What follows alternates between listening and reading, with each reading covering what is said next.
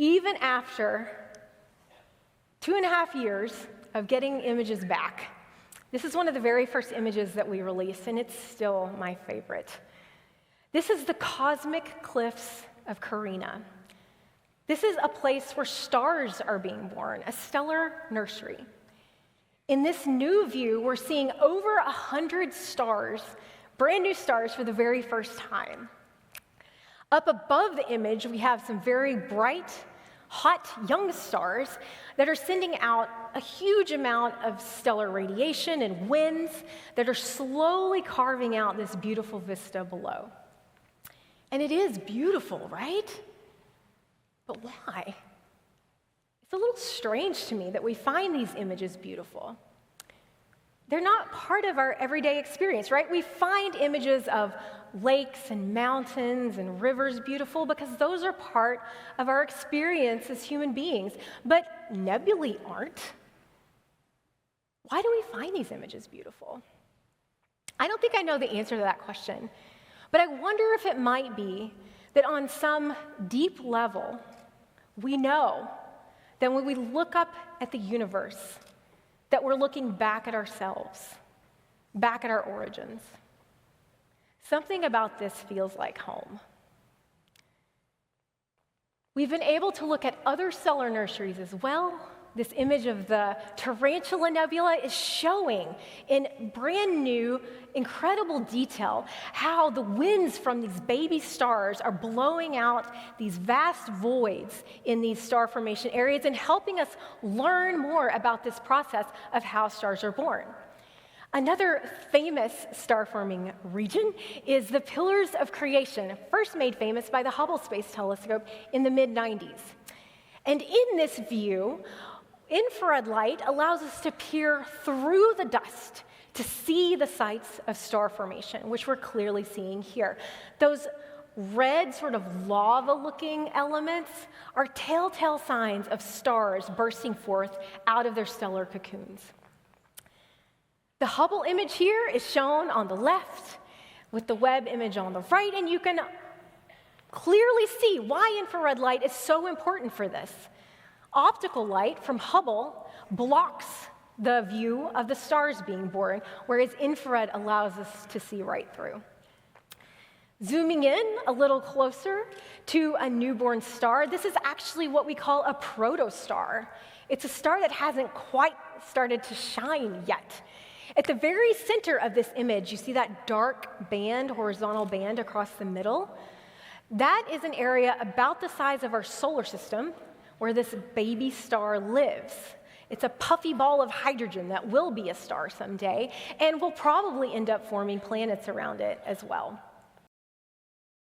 Nova remnant. This is a star, a big star, that ended its life very violently in a huge explosion, and it sent its contents out into space, and that's what we're seeing here. This new image from JWST is giving us unprecedented detail and helping us understand how this process of stellar explosions is causing the surrounding environment to change. Now, this might seem very far removed from us here on Earth, but of course, this has a story for us, because this is how we came to be. Billions of years ago, not too far away, a star exploded like this, and its contents eventually formed the sun and the earth, which gave rise to us. The oxygen that we breathe, the iron in our blood, was forged inside of a star billions of years ago. We're connected viscerally to the universe, and we're also connected to each other. The very first science image that we released to the world back in July of 2022 is this beautiful image of a galaxy cluster. So here we're zooming way out. So in this image, we're looking through and past our Milky Way galaxy out into distant space. And in fact, almost every point of light you see in this image is not a star, but an individual galaxy, itself filled with hundreds of billions of stars. And so you might think, okay, big picture of the sky, right? But no. If you were to hold a grain of sand at arm's length, that's about how big of a piece of sky this is.